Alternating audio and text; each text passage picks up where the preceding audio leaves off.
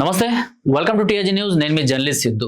ఇటీవల సుప్రీంకోర్టు ఏదైతే జడ్జిమెంట్ ఇచ్చిందో ఎస్సీ సర్టిఫికెట్లు ఎవరికి వర్తిస్తాయి, ఎవరికి వర్తించవు, అండ్ ఎవరైతే హిందూ దళితులు మతం మారుతారో వాళ్ళకి ఎస్సీ సర్టిఫికెట్లు రద్దు చేస్తారనేసి ఇదే విషయం పైన మాట్లాడడానికి మారెడు మోహన్ గారు ఉన్నారు. Advocate come Dalit activist. SC Hindu Dalits ఎవరైతే ఉంటారో వాళ్ళ హక్కుల గురించి ఈయన ఫైట్ చేస్తూ ఉంటారు. మన అందరికీ తెలిసిందే. లాస్ట్ ఇయర్ కూడా ఎంతోనే ఒక ఇంటర్వ్యూ చేయడం జరిగింది. ఇప్పుడు దానికి సెకండ్ పార్ట్ అనుకోవచ్చు. అన్న నమస్తే, జై శ్రీరామ్, జై భీమ్. జై భీమ్.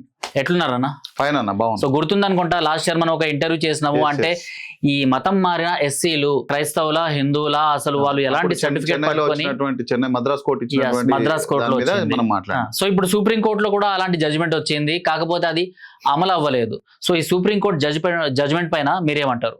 ఎస్ అన్న, ఇది అమలు అనే మాట అంటే first of all supreme court judgement మేము చాలా హర్షణీయంగా మేము దాన్ని స్వాగతిస్తున్నాము. అటువంటి జడ్జిమెంట్ వచ్చింది ఇప్పటికైనా, కాబట్టి సంతోషిస్తున్నాము. వాస్తవానికి ఈ చట్టం అనేది ఈ జడ్జిమెంట్ ద్వారా రాలేదు, కాకపోతే ఈ జడ్జిమెంట్ ద్వారా ఈ చట్టం యొక్క కాన్స్టిట్యూషనల్ వ్యాలిడిటీ అనేది నిలబడ్డది. అంటే ఈ యొక్క చట్టం అనేది తప్పు కాదు, సరైన చట్టం అని చెప్పి ఒక కన్ఫర్మేషన్ అన్నట్టుగా ఇది ఒక కన్ఫర్మేషన్ జడ్జిమెంట్ ద్వారా మనకు లభించింది. అంటే యూజువల్గా పార్లమెంట్లో చేసినటువంటి చట్టాలలో ఏమైనా లోపాలు ఉంటే కనుక వాటిని సవరించడానికి సుప్రీంకోర్టు దృష్టి తలుపు తడతారు జనాలు, మామూలుగా లిటిగేట్స్. అయితే సుప్రీంకోర్టు దాన్ని అడ్జుడికేట్ చేసి, అంటే దాన్ని విచారించి దాంట్లో ఉన్నటువంటి లోపాలు ఏమైనా ఉన్నాయా, నిజంగా జనాలకు ఏమైనా అన్యాయం జరుగుతుందా, ప్రజలు దీనివల్ల సౌకర్యంగా ఉన్నారా లేదా అనేది సుప్రీంకోర్టు అనేది దాన్ని టెస్ట్ చేస్తుంది అనమాట. టెస్ట్ చేసి right are wrong what ever it is దాన్ని జడ్జిమెంట్ రూపకంగా ఇస్తుంది. ఈరోజు కొన్ని సంవత్సరాల నిరీక్షణ తర్వాత ఈ ఆంధ్రప్రదేశ్లో జరిగినటువంటి ఈ యొక్క సంఘటన ఏదైతే పాస్టర్ శ్రీనివాస్ ఆనంద్ అనేటటువంటి వ్యక్తి వేసినటువంటి ఈ కేసు మీద ఈ యొక్క 1950 ప్రెసిడెన్షియల్ ఆర్డర్, యాక్చువల్లీ ఈ యొక్క చట్టం అనేది 1950 నుంచే ఉంది.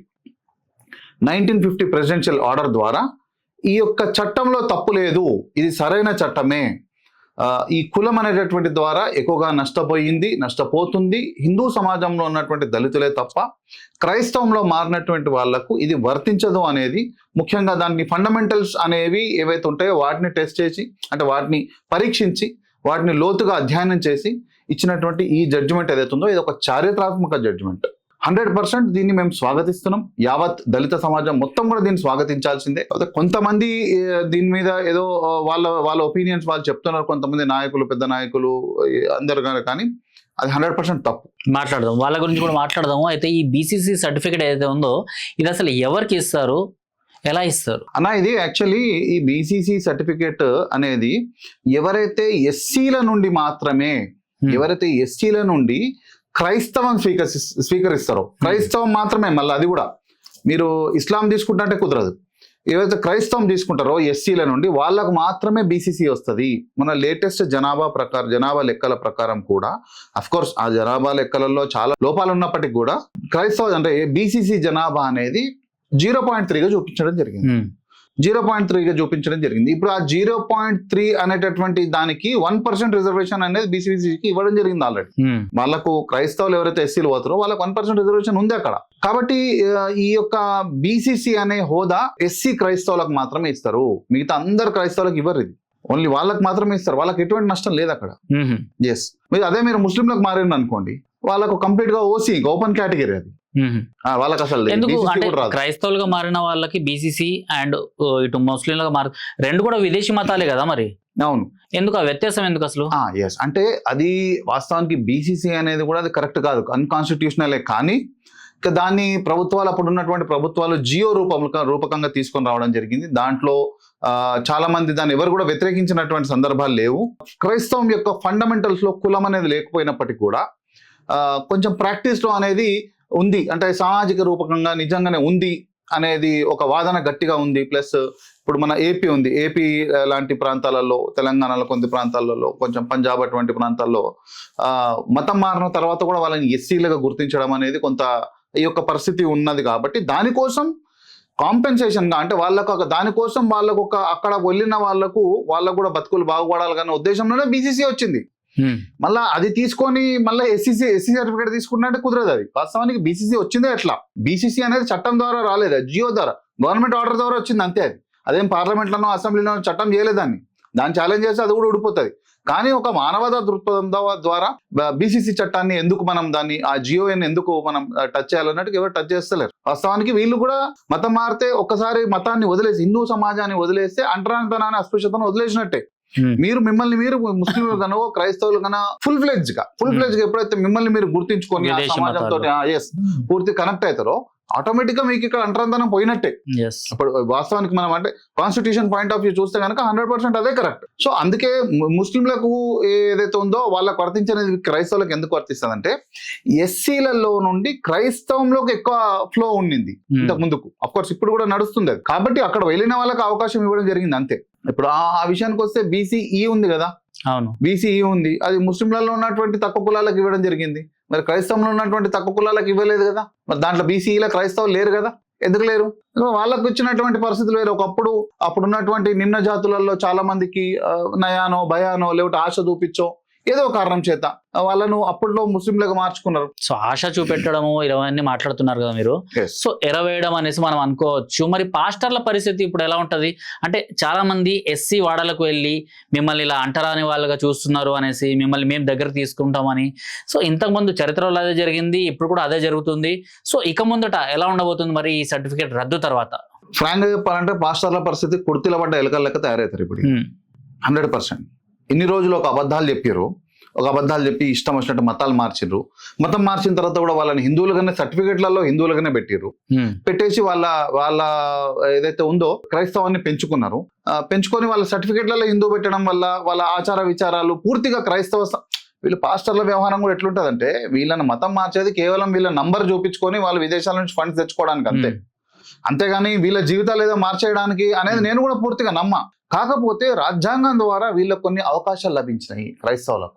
ఆ అవకాశాలు లభించడం వల్ల వీళ్ళు కొద్దిగా గొప్ప ముందుకు వెళ్తున్నారు. అఫ్ కోర్స్ ఎస్సీల కంటే కొంచెం బెటర్ గా ఉన్నారు. కాబట్టి వాళ్ళ సమాజంలో ఎక్కడైతే ఇక్కడ డిస్కనెక్ట్ అయ్యి అక్కడ పూర్తిగా కనెక్ట్ అవుతున్నారో వాళ్ళ సమాజంలో వాళ్ళ కొంచెం అవకాశాలు ఏవైతే ఉన్నాయో ఆ అవకాశాల ద్వారా ఎస్సీల కన్నా బెటర్ క్వాలిటీ ఉండడం వల్ల వాళ్ళు కొంచెం ముందుకు వెళ్ళిపోయి వాళ్ళ జీవితాలను ముందుకు తీసుకెళ్లడం వల్ల రాజ్యాంగం అనేది ఒక బ్యాలెన్స్ చేస్తుంది. అంటే ఒక సుప్రీం కోర్ట్ అనేది కానీ కోర్టు కానీ చట్టాలు కానీ ఎస్ నీకు ఈ అవకాశం దొరికింది కదా నువ్వు ఇది తీసుకొని ముందుకెళ్ళు, నీకు ఇది అవకాశం దొరికిందా ఇది తీసుకొని ముందుకెళ్ళు. ఇది ఎట్లుంటుందంటే కుటుంబంలో తండ్రి ఏం చేస్తాడంటే బిడ్డలలో ఉన్నటువంటి సహజ సిద్ధమైనటువంటి టాలెంట్, వాళ్ళకు పుట్టుక ద్వారా వచ్చినటువంటి టాలెంట్ కానీ లేకపోతే వాళ్ళ పరిస్థితుల ద్వారా వాళ్ళకు వచ్చినటువంటి టాలెంట్ కానీ అవి చూసి ఎవరికి ఒక ముద్ద ఎక్కువ పెట్టాలా ఎవరికి ఒక ముద్ద తక్కువ పెట్టాలనేది తండ్రి డిసైడ్ చేస్తాడు. అదే విధంగా బాబాసాహెబ్ అంబేద్కర్ గారు రాజ్యాంగం ద్వారా కూడా అదే డిసైడ్ చేసి ఎవరికి ఏమి ఇవ్వాలనేది ఆయన అప్పుడే స్పష్టంగా పెట్టడం జరిగింది. 1950 చట్టం రావడం వల్ల అది ఒక దొంగ చట్టం అని చెప్పి వీళ్ళందరూ వర్ణిస్తారు. కానీ పాస్టర్లు ఎవరైతే మీరు అంటున్నారో వాస్తవానికి చాలా మందికి తెలియని విషయం ఏంటంటే 1950లో రాజ్యాంగం వచ్చిన తర్వాత వెంటనే ఈ యొక్క చట్టం ఏదైతే ఆగస్టులో చేసిరు, జనవరిలో రాజ్యాంగం అమలు స్టార్ట్ అయితే ఆగస్టులో ఇది చేసిరు. ఎందుకంటే బాబాసాహెబ్ అంబేద్కర్ గారు ఇచ్చినటువంటి పిలుపు మేరకు చాలా మంది దళితులు కన్వర్ట్ అవుతున్నటువంటి సమయం అది. బౌద్ధిజంలో కొంత పోతున్నారు. బౌద్ధంలో ఇప్పుడు కొన్ని విషయాలు లేదు ఇది కరెక్ట్ గా మాకు అనిపిస్తలేదని చెప్పి కొంతమందికి క్రిస్టియానిటీకి పోవాలని కొంతమందికి ఇస్లాం పోవాలని ఒక కన్ఫ్యూజన్ స్టేట్ నడుస్తున్న టైంలో వాటిల్లోకి పోతే 100% జాతి వ్యతిరేకలు అవుతారని చెప్పి గుర్తించి బాబాసాహెబ్ అంబేద్కర్ గారు ఈ విషయం ఆయన చెప్పడం జరిగింది ఆయన పుస్తకాలలో. నేను రిఫరెన్స్ కూడా ఇస్తా. అదే విధంగా బాబాసాహెబ్ అంబేద్కర్ గారు బతుకున్నప్పుడే 1956లో ఈ పరిస్థితిగా ఆయన గమనించి ఈ మత మార్పిడి పరిస్థితి అనేది గమనించి వీళ్ళు నా బిడ్డలంతా నా జాతి బిడ్డలందరూ కూడా ఇస్లాం క్రైస్తవంలోకి ఎక్కడ పూర్తిగా అటెళ్ళిపోగల బౌద్ధంలోకి రమ్మని ఆహ్వానించారు వారు. వాస్తవానికి మత మార్పిడి అనేది వారు ఆహ్వానించినప్పుడు కూడా బౌద్ధంలో మరి వీళ్ళకి అర్థం కాకనో ఏటో పరిస్థితులకు అర్థం కాకనో అక్కడ పోని వాళ్ళు హిందువులుగా ఉండలేకపోయిన వాళ్ళు ఆయన మాట గౌరవించి క్రైస్తవులో పోతున్నటువంటి పరిస్థితులు ఇస్లాంలో పోతున్నటువంటి పరిస్థితులు చూసి బాబాసాహెబ్ అంబేద్కర్ గారు ఏం చేశారంటే బౌద్ధం ఒకటే కాదు సిక్కులకు మూసేసినటువంటి దర్వాజాలు తెరిచిండ్రు. ఓకే, ఎవరైతే ఎస్సీల నుంచి సిక్కు మతంలోకి పోతారో వాళ్ళకు కూడా ఎస్సీ హోదా ఇవ్వబడను. అప్పటి వరకు ఓన్లీ హిందువులకు మాత్రమే ఇవ్వబడను. 1950 ప్రకారం 1956 వచ్చినటువంటి కాన్స్టిట్యూషనల్ అమెండ్మెంట్ ద్వారా సిక్కు మతంలోకి పోయిన వాళ్ళకు కూడా ఎస్సీ హోదా ఇవ్వబడుతుంది, ఇవ్వడం కరెక్టే అని చెప్పి బాబాసాహెబ్ అంబేద్కర్ గారు పొందుపరచడం జరిగింది. ఇదేమి రాజ్యాంగం కుట్ర ద్వారా అగ్రవర్ణాల కుట్ర ద్వారా లేకపోతే మనోహదుల కుట్ర ద్వారా వచ్చింది కాదు. ఆయన రాసినటువంటి పుస్తకాలలో ఉంది. 17 ఉంది. అది నేను చదివినా నేను చూపించగలుగుతాను. సో ఇదంతా ఒక విజనరీ ద్వారా అంబేద్కర్ గారి ఆదేశాల మేరకే, ఆయన మార్గదర్శనం మేరకే, ఆయనకున్నటువంటి విజన్ ద్వారా ఎవరిని ఎక్కడ పెట్టాలి, ఎవరిని ఏం చేయాలనేది వారు అప్పుడే డిసైడ్ చేశారు. కాబట్టి ఆ విధంగా నడిచింది. ఇస్లాం బుద్ధిస్టులకు సంబంధించి కూడా చెప్తున్నాను, బుద్ధిస్టులకు అసలు అంబేద్కర్ గారు ఎస్సీ హోదా ఇవ్వడం వారికే ఇష్టం లేదు. అదే అడుగుదాం అనుకున్నాను నేను. ఇస్లాం క్రైస్తవం కాస్త పక్కన పెడదాము, సిక్కిజం అండ్ బౌద్ధిజం మన భారతదేశంలో పుట్టిన ధర్మాలే కదా ఇవి కూడా. Yes. సో సబ్ బ్రాంచెస్ అనుకోవచ్చు హిందూ ధర్మానికి. సో అలాంటి వాటిలోకి వెళ్తే ఈ సర్టిఫికేట్ ఏమైనా రద్దు అవుతుందా, లేకపోతే అలాంటిది ఏమైనా ఉంటుందా ఇందులో? లేదు, ఇది ఫస్ట్ అమెండ్మెంట్ వచ్చినప్పుడు ఓన్లీ హిందువులలో ఉన్నటువంటి ఎస్సీలకు మాత్రమే ఎస్సీ హోదా అనేది వర్తిస్తుంది. తర్వాత 1956 లో ఏదైతే ఈ మతం మారేటటువంటి ఏదైతే ఇన్సిడెంట్ జరిగిందో బాబాసాహెబ్ అంబేద్కర్ గారు ఆ టైంలో జరిగినటువంటి పరిస్థితులు వారు గమనించి బుద్ధిజంలో రాలేకపోతున్న వాళ్ళు క్రైస్తవము ఇస్లాంలో వెళ్ళి వీళ్ళ ప్రలోభాలకు, ఎందుకంటే అంబేద్కర్ గారు అప్పటికే స్టేట్మెంట్ ఇచ్చేయడం జరిగింది, మతం మారడం బౌద్ధిజంలోకి రావాలని. అటువంటి పరిస్థితులను అనువుగా చూసుకున్నటువంటి ఈ విదేశీ శక్తులు ఏవైతే ఉన్నాయో, విదేశీ మతాలు బాబాసాహెబ్ అంబేద్కర్ గారికే పూర్తి ఎరేయడానికి ట్రై చేసినాయి. క్రైస్తవంలోకి రమ్మని, ఇస్లాంలోకి రమ్మని చెప్పి, దానికి మేము ఇంత డబ్బులు ఇస్తామని, ఇంత పదవులు ఇస్తామని చెప్పి ఎరేయడం జరిగింది. కానీ బాబాసాహెబ్ అంబేద్కర్ గారు ప్రపంచ మేధావి, ఆయన ఆల్రెడీ మొత్తం వీళ్ళు వేసినటువంటి ఎరలను అది ముక్కలుగా చీల్చి చెండాడేసింది ఆయన. ఒకవేళ బాబాసాహెబ్ అంబేద్కర్ గారు క్రైస్తవమో లేకపోతే ఇస్లామో చూస్ చేసుకుని ఉంటే ఎలా ఉండేది? ఎట్లుండేదంటే కలం ఇయ్యాల్సినటువంటి స్థానంలో కత్తి ఇచ్చినట్టు ఉండేది 100%. అది నచ్చకనే నా జాతి బిడ్డలు కలం వైపు పోవాలి తప్ప కత్తి వైపు పోవద్దని చెప్పి గుర్తించి బాబాసాహెబ్ అంబేద్కర్ గారు ఏం చేశారంటే, బుద్ధిజంలోకి రండి, ఒక కులం లేని కులరహిత సమాజాన్ని నిర్మించుకుందామని చెప్పి కలలు కన్నాడు. అది అందుకే ఆయన బౌద్ధానికి ఆయన ఎస్సీ హోదా వర్తింపడానికి ఆయన ప్రపోజ్ చేయలేదు, దానికి ఒప్పుకోలేదు. అఫ్కోర్స్ దాని విషయం మీద కాన్సన్ట్రేట్ చేయలేదు. కాకపోతే ఇస్లాం క్రైస్తవం బాబాసాహెబ్ అంబేద్కర్ గారికి పోకపోయేసరికి, ఇస్లాం క్రైస్తవం స్వీకరించకపోయేసరికి ఈ మిషనరీలు వీళ్ళకు ఉన్నటువంటి జిహాదీ అంటే మనస్తత్వం ఏదైతే కొంత ఉంటుందో పూర్తిగా మతం మార్చేయాలని వీళ్ళ సంస్థలు చేస్తున్నటువంటి ఈ కుట్రలు, మతం మార్చడానికి, ఎస్సీలను మతం మార్చడానికి చేస్తున్న కుట్రలను భగ్నం చేయడం కోసము అంబేద్కర్ గారు సిక్కిజం దర్వాజాలు ఓపెన్ చేసిండు. సిక్కులలోకి పోయినా కూడా ఎస్సీ హోదా ఇవ్వబడుతుంది అంటే, హిందూయిజం వదిలిపెట్టి బౌద్ధిజంలో రాకపోతే కనుక పోతే కనీసం సిక్కిజంలో పోవాలి తప్ప ఇస్లాం క్రైస్తవంలోకి పోవద్దు, పోతే జాతి వ్యతిరేకులు అవుతారు, జాతి ద్రోహులుగా మారుతారని చెప్పి ఆయన గ్రహించి సిక్కిజం తలుపులు తెరవడం జరిగింది. మీరు కావాలంటే దానికి కనెక్టింగ్ పాయింట్స్ చెప్తాను మీకు. ఒకటి, కాన్స్టిట్యూషనల్ అమెండ్మెంట్ ద్వారా 1956 లో సిక్కులకు యాడ్ అవ్వడం జరిగింది ఎస్సీ హోదా. అదే విధంగా అంబేద్కర్ గారు రాసిన పుస్తకం, నేను ఇందాక మీకు చెప్పిన వాల్యూమ్ 17 రైటింగ్స్ అండ్ స్పీచెస్ లో క్లియర్ గా చెప్పడం జరిగింది. సో దీన్ని బట్టి మనకు అర్థమైతలేదు అంబేద్కర్ గారి విజన్ ఏందు. ఇస్లాం క్రైస్తవంలోకి పోకపోవడమే ఆయనకు కావాలా, కాబట్టి ఆయన సిక్కిజం దర్వాజాలు ఓపెన్ చేసిండు. ఇది అర్థం కాక అంబేద్కర్ గారిని అధ్యయనం చేయకుండా, వారి అంతరంగం తెలియకుండా వీళ్ళు ఇష్టం వచ్చినట్టు ఏదేదో మాట్లాడతారు, అంబేద్కర్ గారిని కొటేషన్లు ఇచ్చేస్తారు. అంబేద్కర్ గారు రాసినటువంటి పుస్తకంలో ఫస్ట్ వర్డ్ ఒకటి ఉంటది, ఇది నాకు నా జాతికి జరుగుతున్నటువంటి ద్రోహాన్ని గనక ఫాయిదాగా ఉటాయించేసి, అంటే అడ్వాంటేజ్ తీసుకొని ఈ దేశానికి వ్యతిరేకత చేయాలనుకుంటే గనక బ్రిటిష్ వాళ్ళతో కొట్లాడేటోళ్ళ మొదటి వ్యక్తిని నేనే అయితా, నా జాతిని అడ్డం పెట్టుకొని ఈ దేశాన్ని మీద రాళ్ళేస్తే గనక బ్రిటిష్ వాళ్ళతో కార్యడంలో మొదటి వాడిని నేనే ఉంటా అని చెప్పి ఒప్పుకోకండి. వాళ్ళు ఒప్పుకోరండి, వాళ్ళు ఒప్పుకోరు. నేనేమంటున్నానా, నేను బుక్ లో చూపిస్తా, ఒప్పుకోవడం నీ ఇష్టం, నీ మూర్ఖత్వం, నీ విఘ్నతకు వదిలేస్తా. నువ్వు ఒప్పుకోవడం అంటే వాళ్ళు భారతీయ వాదాన్ని ఒప్పుకోరు, చైనా వాదాన్ని ఒప్పుకుంటారు, రష్యా వాదాన్ని ఒప్పుకుంటారు, అక్కడ క్యూబా వాదాన్ని ఒప్పుకుంటారు, మార్క్సిజం వాదాన్ని ఒప్పుకుంటారు, 2 కోట్ల మంది జనాభా చంపిన లెనిన్ వాదాన్ని ఒప్పుకుంటారు, జడాంగ్ మావో 40 లక్షల మందిని చంపిన జడాంగ్ మావో వాదాన్ని ఒప్పుకుంటారు. వాళ్ళు భారతీయ వాదాన్ని ఎందుకు ఒప్పుకుంటారు? ఒప్పుకోరు. వాళ్ళు ఒప్పుకున్నట్టు ఈ బాధ ఎందుకు ఉంటుండే? అంబేద్కర్ వాదాన్ని పూర్తిగా హైజాక్ చేసిందే వాళ్ళు. అంబేద్కర్ వాదం వాట్ ఈజ్ రియల్ అంబేద్కర్ అనేది అంబేద్కర్ గారి పుస్తకాలు చదివితేనే అర్థమవుతుంది. ఎస్, నో డౌట్ హిందూ సమాజంలో ఉన్నటువంటి కులం అనేటటువంటి విషయం పైన ఆయన చీల్చి చెండాడి అన్నమాట వాస్తవం.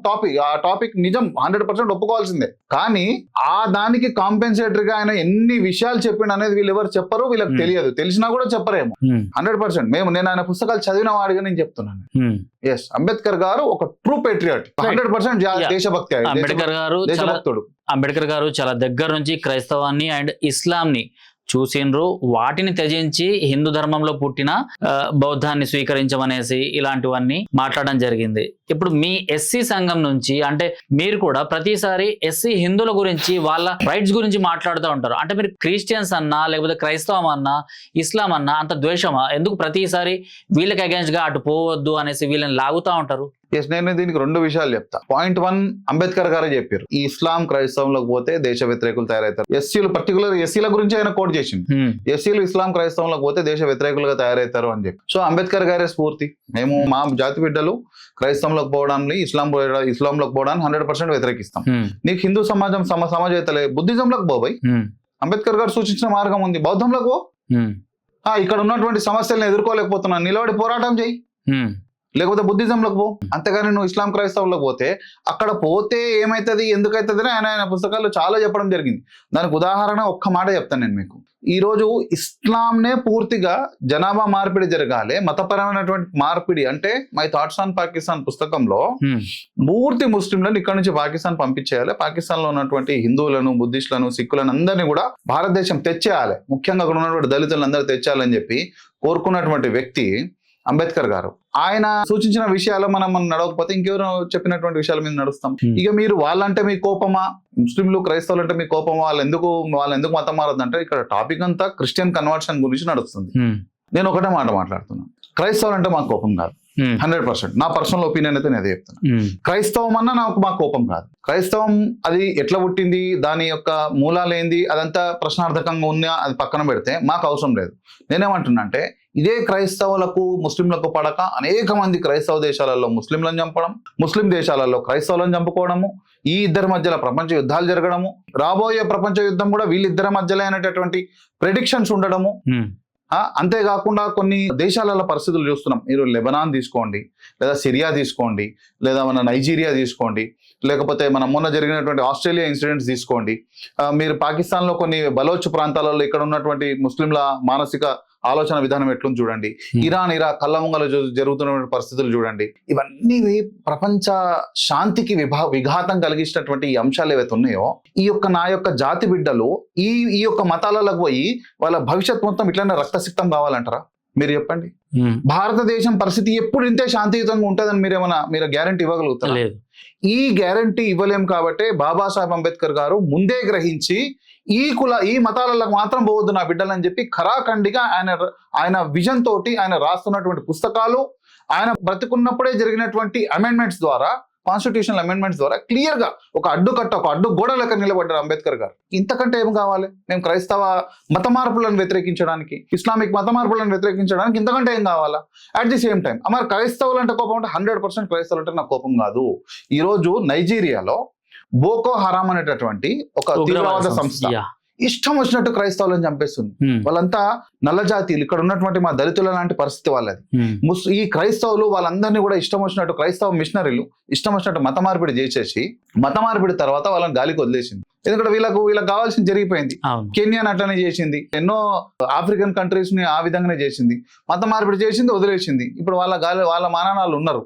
కానీ వాళ్ళు ఎవరైతే క్రైస్తవులు మతం మారుతున్నారో, ఎక్కడైతే ఈ మిడిల్ ఈస్ట్ లో జరుగుతున్నటువంటి సంఘటనలకు ప్రతీకార చర్యలుగా క్రైస్తవులను టార్గెట్ చేసి అక్కడ ఉన్నటువంటి ఇస్లామిక్ తీవ్రవాద ఛాందస సంస్థలు, బోకో హరామ్ అనేటువంటి సంస్థ ఇష్టం వచ్చినట్టు నెలకు 10-20 మందిని, నెలకు 50 మందిని, నెలకు 100 మందిని, నెలకు 200 మందిని ఇష్టం వచ్చినట్టు చంపుతుంది.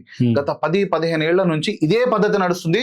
సుమారు 1.5 లక్షల నుంచి 2 లక్షల మందిని పూర్తిగా నల్ల జాతీయ క్రైస్తవులను, మతం మార్చబడ్డటువంటి క్రైస్తవులు అందరినీ చంపేసింది. చాలా మంది, ఒక 2 లక్షల మందిని చంపింది. చిన్న ఫిగర్ 2 లక్షల మంది అంటే అంతమందిని చంపింది. మరి ఏం చేస్తుంది క్రైస్తవ సమాజం? ఏం చేస్తలేదు. అంటే వీళ్ళు మతం మార్చేదే వీళ్ళ అవసరాల కోసం. రాబోయే రోజుల్లో వీళ్ళ మధ్య వచ్చేటటువంటి యుద్ధాలకు వీళ్ళకు సివిల్ సైన్యం కావాలి. ఆ సివిల్ సైన్యాన్ని నింపుకోవడం కోసమే వీళ్ళు చేసే మత మార్పిడి. అంతే తప్ప వీళ్ళ జీవితాలను ఉద్ధరించడానికో, వీళ్ళ జీవితాలను జ్ఞానం వైపు నడిపించడానికో, వీళ్ళ జీవితాలను ఒక ఏమైనా మంచి సన్మార్గం వైపు, అభివృద్ధి వైపు నడిపించడానికి కాదు. వీళ్ళ స్వార్థాని కోసం మార్చుకుంటారు. కాబట్టే ఈ యొక్క దాన్ని అంటారు, ఈ యొక్క మత మార్పిడిని మేము వ్యతిరేకిస్తున్నాం. అట్ ది సేమ్ టైం ఆ నైజీరియాలో జరుగుతున్నటువంటి సంఘటనలు కూడా నేను 100% వ్యతిరేకిస్తున్నా. దానిపైన నేను అక్కడ ఉన్నటువంటి క్రైస్తవులకు నా సంఘీభావం ఉంది, 100% తెలియజేస్తున్నా. ఆ యొక్క బ్లాక్ నైజీరియన్ క్రిస్టియన్స్ అందరినీ కూడా కాపాడాలి. ఈరోజు యుఎన్ఓ 100% నేను మీ యొక్క మీడియా ద్వారా నేను విన్నవించుకుంటున్నా. Right.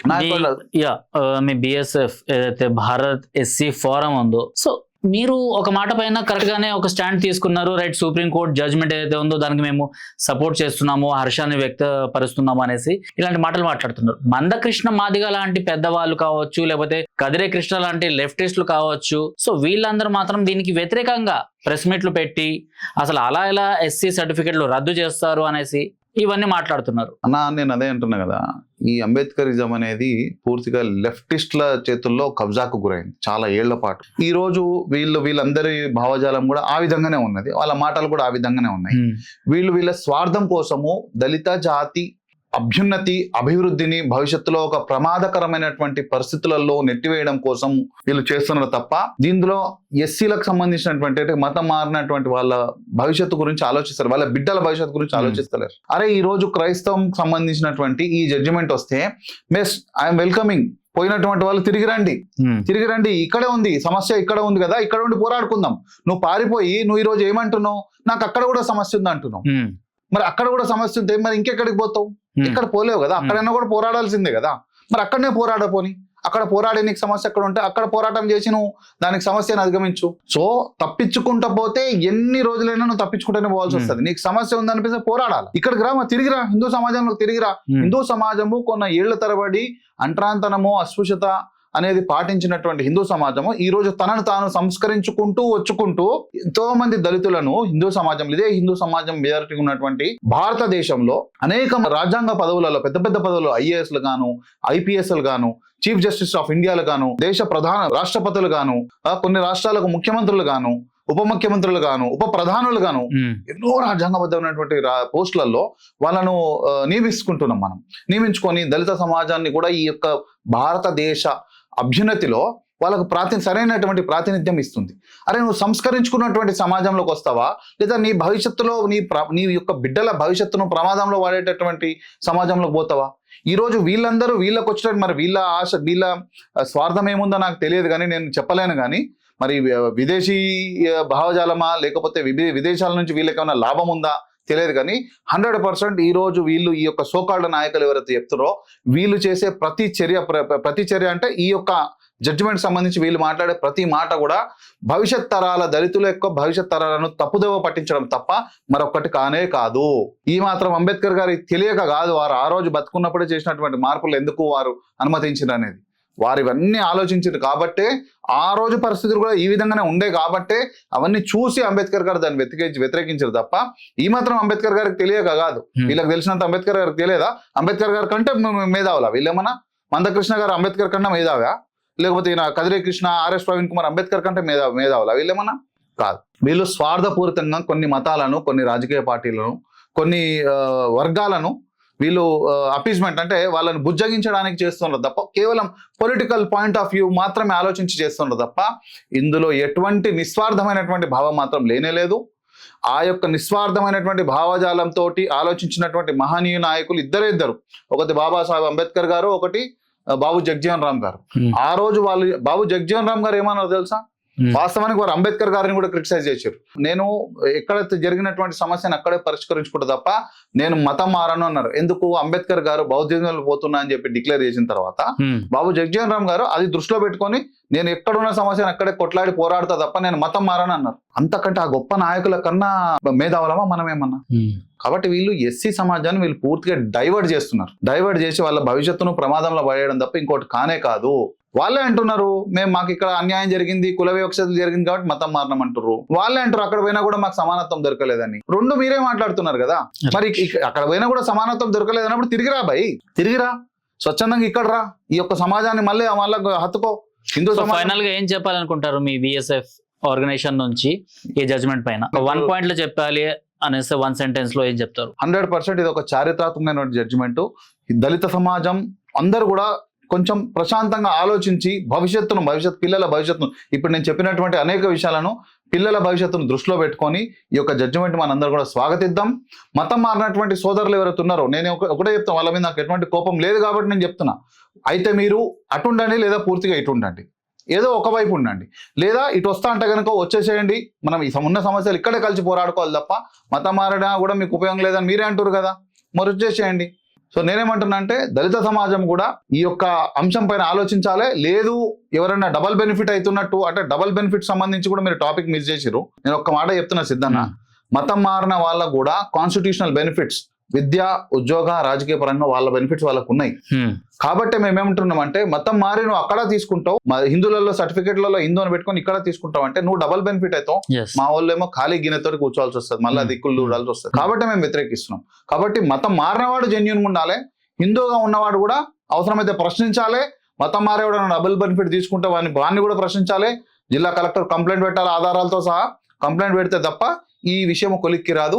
At the same time government నేను ఒకటే డిమాండ్ చేస్తున్నా, మీరు బుజ్జగింపు రాజకీయాలు మానేసి దయచేసి ప్రభుత్వం అనేటటువంటి స్థాయిలో ఉన్నటువంటి ఏ ప్రభుత్వం ఉన్నా సరే, ఏ పార్టీకి సంబంధించినటువంటి ప్రభుత్వం ఉన్నా సరే, మీరు దయచేసి వచ్చినటువంటి ఈ జడ్జిమెంట్ ఏదైతుందో దీన్ని ఒక ఎగ్జిక్యూటివ్ ఆర్డర్గా మీరు అధికారులకు అడ్మినిస్ట్రేషన్కి అనేది ఇవ్వండి. వచ్చినటువంటి కంప్లైంట్లు కానీ ఏమన్నా కూడా ఇమీడియట్ గా తేల్చే విధంగా చేయాలి. ఈరోజు క్రైస్తవులలో ఎవరైతే మతం మారినటువంటి వాళ్ళు ఉన్నారో వాళ్ళ డాటా కూడా సరైనటువంటి తీసుకోవాలి. చర్చిలలో ఎవరైతే బాప్టిజం తీసుకుంటారో దాన్ని పబ్లిసైజ్ చేయాలి. ఆ డాటా ఏదైతే ఉందో దాన్ని గవర్నమెంట్ అండర్లోకి తీసుకొని రావాలి.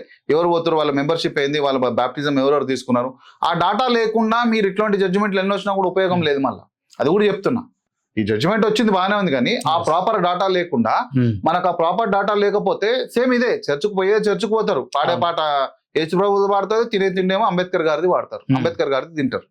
అప్పుడు లాభం ఉండదు. కాబట్టి హిందూ ప్రజలు కూడా మేల్కోవాలి, దీనిపైన ప్రభుత్వం కూడా ఒక చిత్తశుద్ధితో పనిచేయాలి.